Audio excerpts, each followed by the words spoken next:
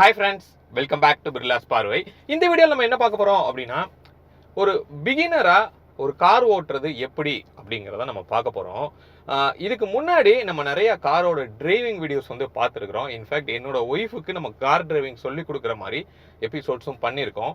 But அதை continue பண்ண முடியாம அதை அப்படியே நின்று போச்சு ஆக்சுவலா.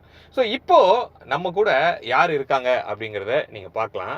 நம்ம சேனலோட நண்பர் மிஸ்டர் தினேஷ் வந்து நம்ம கூட இருக்காரு. இவர் வந்து ஒரு கார் டிரைவிங் இப்போ பழகணும் அப்படின்னு சொல்லி ஒரு ரெக்குயர்மெண்ட்ல இருக்கிற ஒரு நண்பர். ஸோ அவருக்கு இப்போ வரைக்கும் கார் டிரைவிங் அப்படிங்கிறத பத்தி பெருசா ஐடியா இல்லை. பட் இப்போ அவர் பழக போறாரு. அவருக்கு நம்ம என்ன பண்ண போறோம்னா கார் டிரைவிங் சொல்லி கொடுக்க போறோம்.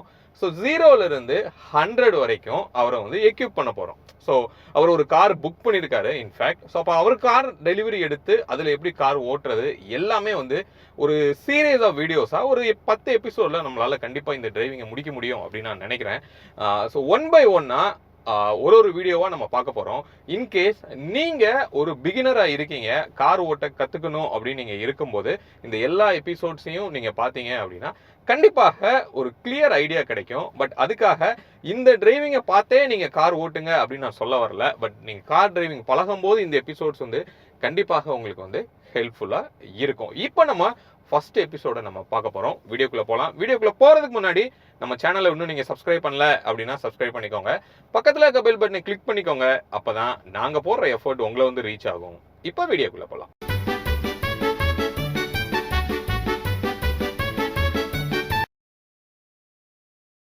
ஃபர்ஸ்ட் எபிசோட்ல நம்ம என்ன பார்க்க போறோம் அப்படின்னா மேபி உங்களுக்கும் இப்போ ஒரு கார் டிரைவிங் ஓட்ட பழகணும் அப்படின்னு நம்ம நினைக்கும் போது நமக்கு முன்னாடி ஃபர்ஸ்ட் மைண்ட்ல வர்றதே ஒரு பயம் தான், ரைட்? அஃப்கோர்ஸ் உங்களுக்கும் கூட அது இருக்கும். ஒரு டிரைவிங் பழகிறதுக்கு முன்னாடி இது யாரையா போய் இடிச்சிருவோமோ, நம்ம எங்கேயா போய் செவத்தில் இடிச்சிருவோமோ, இப்போ நம்ம ரிவர்ஸ் போகும்போது நமக்கு பிரச்சனை வந்துருமோ, ஸ்லோப்பில் போனால் எப்படி ஆகுமோ, இந்த மாதிரி நிறைய 1000 கணக்கில் கொஸ்டின்ஸ் வந்து நம்ம மைண்ட்ல ஓடிட்டே இருக்கும். இன்ஃபேக்ட் நிறைய பேர் இதை எக்ஸ்பீரியன்ஸ் பண்ணிக்கலாம். கார் டிரைவிங் காலையில போகணும் அப்படின்னா முந்தின நாள் நைட்டு தூக்கமே வராது. அந்த மாதிரி கூட நிறைய பேர் வந்து ஃபேஸ் பண்ணியிருப்பாங்க. அப்போ இது எல்லாத்தையும் ஒரு கிளியர் பண்றதுக்காக ஒரு ஃபர்ஸ்ட் எபிசோட்ல ஒரு மோட்டிவேஷனலா ஒரு கார் டிரைவிங் பழகுறதுக்கு முன்னாடி நம்ம என்ன மாதிரி நம்ம மைண்ட் செட் நம்ம கிரியேட் பண்ணிக்கணும், அந்த பயத்தை நம்ம எப்படி போக்கணும் அப்படிங்கிறத பத்தி இந்த ஃபர்ஸ்ட் எபிசோட்ல நம்ம பார்க்க போறோம். இப்போ நீங்க ஒரு டிரைவிங் இப்போ பழக போறீங்க அப்படின்னா கண்டிப்பா நான் சொன்ன கொஸ்டின்ஸ் நிறைய உங்களுக்கு இருக்கலாம்.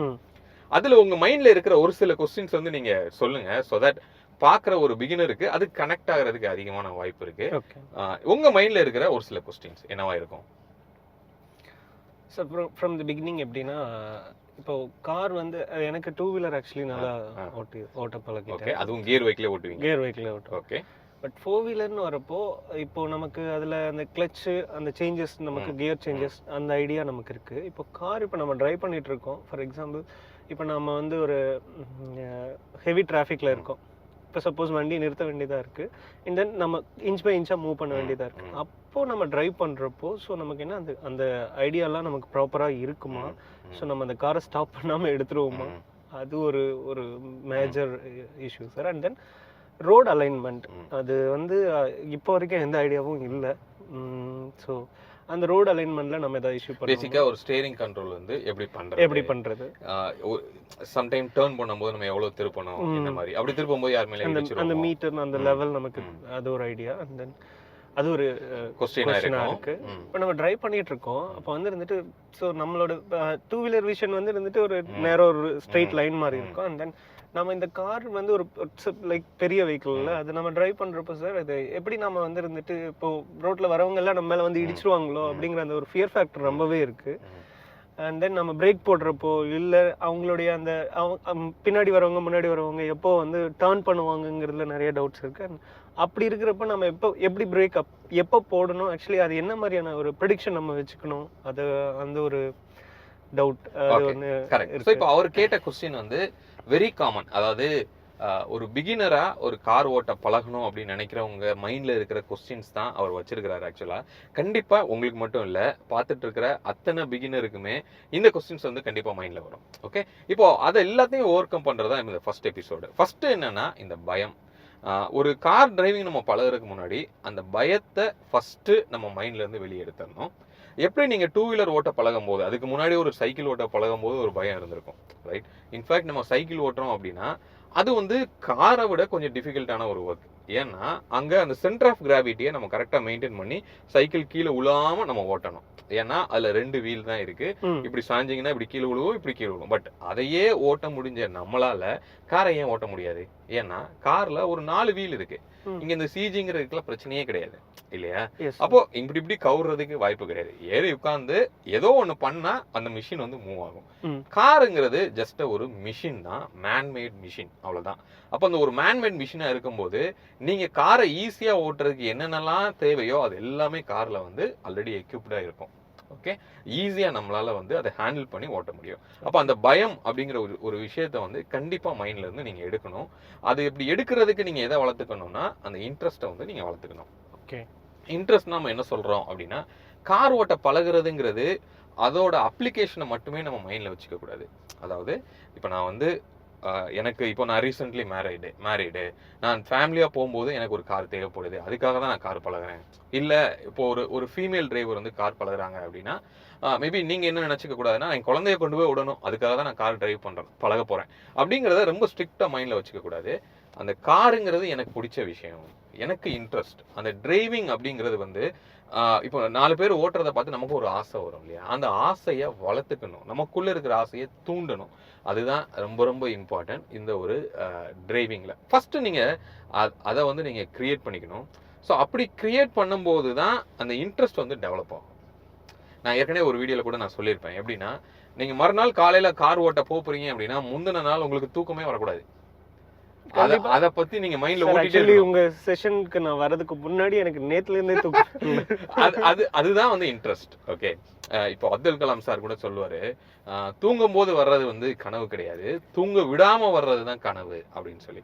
அது வந்து இந்த கார் டிரைவிங்கோட நம்ம நிறைய ரிலேட் பண்ணலாம். ஆக்சுவலா நீங்க மறுநாள் காலையில நீங்க அதை ஓட்ட போறீங்கன்னா முந்தின நாள் நைட் உங்களுக்கு தூக்கமே வராது, அதை பத்தி நீங்க மைண்ட்ல ஓட்டிட்டே இருப்பீங்க. அதுதான் அந்த இன்ட்ரெஸ்ட். ஓகே, அந்த இன்ட்ரெஸ்ட்டை வந்து நீங்க வளர்த்துக்கணும். ஓகே, அப்படின்னா தான் பயம் இல்லாம உங்க கார் வந்து நீங்க ஓட்ட முடியும், பழக முடியும். Okay, right. அடுத்தது கார் ஓட்ட பழகுறோம் அப்படின்னா அஃப்கோர்ஸ் நம்ம வந்து ப்ராப்பரா ஒரு எல்எல்ஆர் போட்டு கார் ஓட்ட தெரிஞ்சவரை கூட உட்கார வச்சு தான் நம்ம கார் ஓட்ட பழகணும். சரி, அப்போ காரை கூட உட்கார வச்சு பழகுற ஒருத்தர் நமக்கு கம்ஃபர்டபுளா ஒருத்தரா இருந்துட்டாரு அப்படின்னா ரொம்ப ஈஸியா நீங்க வந்து கார் ஓட்ட பழகலாம். உதாரணத்துக்கு சொல்லணும்னா ஒரு சில நண்பர்கள் இருப்பாங்க, ஒரு சில பேருக்கு அப்பா வந்து கார் ஓட்ட சொல்லி கொடுப்பாரு, ஒருத்தர் பேருக்கு ஃபீமேலா இருந்தீங்கன்னா ஹஸ்பண்ட் ஓட்ட சொல்லி கொடுப்பாரு. பட் அவங்கள டிஸ்கரேஜ் பண்ற மாதிரியான ஒரு பர்சனா வந்து அவங்க இருக்கக்கூடாது.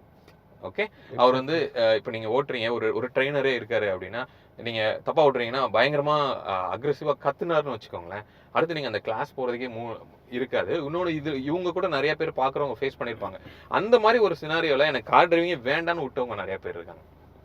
ஸோ அப்போ உங்களுக்கு கம்ஃபர்டபுளான, உங்களை என்கரேஜ் பண்ற மாதிரியான ஒரு ட்ரெயினர், ப்ரொஃபஷனல் ட்ரெயினர் நான் சொல்ல வரல, கார் தெரிஞ்சவங்க உங்களுக்கு சொல்லி கொடுக்குறவங்க எல்லாருமே ட்ரெயினர் தான். ஓகே, உங்க நண்பரா கூட இருக்கலாம், கண்டிப்பா கூட உட்கார வச்சுக்கிட்டு ஒரு நல்ல ட்ரெயினரை நீங்க செலக்ட் பண்ணிக்கணும். ஓகே, ஸோ அவர் வந்து கண்டிப்பா உங்களை வந்து மோட்டிவேட் பண்ணி என்கரேஜ் பண்ணி காரை வந்து ஓட்டுறதுக்கு ஹெல்ப் பண்ணுவாரு. Okay, right. ஸோ அடுத்தது நீங்க கேட்ட அடுத்த கொஸ்டின், இப்போ நம்ம ரோட்ல வந்து நம்ம போயிட்டே இருக்கோம், போறவங்க எல்லாருமே நம்ம கார் முன்னாடி வந்து உழுகிற மாதிரியே ஒரு ஃபீல் இருக்கும். அது கார் ஓட்ட பழகும் போது கண்டிப்பா எல்லாருக்கும் இருக்கிற ஒரு விஷயம் தான். இதுல என்னன்னா இப்போ நம்ம நடக்கும்போது நம்ம இப்படிதான் நடக்கணும் அப்படிங்கிறது நம்ம வந்து பழகிருப்போம். இப்போ நீங்க நடந்து போயிட்டு இருக்கீங்க, ஒரு பஸ் வருது, போய் இந்த பஸ் முன்னாடி போய் நீங்க விழுவீங்களா? வாய்ப்பே இல்லை சார். ரைட், அப்படி நடந்துச்சுன்னா அதுக்கு பேர் சூசைட்னு சொல்லுவோம் இல்லையா? அப்போ ஒரு நடக்கணும்னா இப்படிதான் நடக்கணும் அப்படிங்கிறது வந்து எல்லாருக்குமே பழகிருக்காங்க. அவங்க கண்டிப்பா உங்க காருக்கு முன்னாடி வந்து விழுக மாட்டாங்க. ஓகே, இன்னொன்னு டூ வீலர்ல போறவங்க ஏதோ உங்க கார் மேல வந்து இடிச்சிருவாங்க, எப்பயுமே அது மாதிரியே நம்ம மைண்ட்ல வந்து நினைச்சுக்க கூடாது. உங்களுக்கு இருக்கிற ரோட் ஸ்பேஸ் வந்து முன்னாடி கிளியர் ஆயிடுச்சு அப்படின்னா அது உங்களுக்குரிய ரோடு தான், அதை ஃபோக்கஸ் பண்ணி நீங்க போயிட்டே இருக்கலாம். ஆனா இந்த 4 வீலர் டிரைவிங்ல ஒரு அதிகமா நம்ம வளர்த்துக்க வேண்டிய ஒரு எபிலிட்டி என்னவா இருக்கணும்னா ப்ரெடிக்ஷன். ஓகே, இப்போ நீங்க டூ வீலர்ல நீங்க போறீங்க, டூ வீலர்ல போகும்போது நீங்க ரோட்ல ஆக்குபை பண்ற ஸ்பேஸ் வந்து ரொம்ப கம்மி. எஸ் சார், வெரி மினிமம், ரொம்ப கம்மி. அப்ப நீங்க வந்து முன்னாடி ஒருத்தர் சடனா பிரேக் போடுறாருன்னா டீவியேட் பண்ணி டக்குன்னு நீங்க எடுத்துட்டு போறதுக்கு உங்களுக்கு வழி அதிகமா இருக்கும். பட் காருங்கிறப்போ நீங்க ஆக்குபை பண்ற ஸ்பேஸ் வந்து அதிகம் ரோட்ல. அப்போ உங்களால டக்குன்னு டைவர்ஷன் எடுத்து போக முடியாது. இன்னொன்னு உங்களுக்கு பின்னாடி வர்றவங்க உங்களை டைவர்ட் பண்ணி போறது அவ்வளவு ஈஸி கிடையாது. Yes sir. கரெக்டா? ஏன்னா நீங்க ஆக்குபை பண்ற ஸ்பேஸ் அதிகம்னால உங்களை வந்து இடிச்சிருவாங்க அவங்க. அப்போ முன்னாடி போறவர் என்ன பண்ணுவாருங்கிறத நீங்க ப்ரெடிக்ட் பண்ணணும். ஓகே ஓகே, அவர் வந்து இப்போ லெஃப்ட் தான் எடுக்க போறாரு. மோஸ்ட்லி இண்டிகேட்டர் போடணும் அப்படிங்கிறது ஒரு ரூல் இருக்கு. அதுதான் ஜென்ரல் ப்ராக்டிஸ். பட் நம்ம நிறைய அதை வந்து ரோட்ல பார்க்க முடியறது இல்லை. நிறைய பேர் அதை டீவியேட் பண்ணுவாங்க.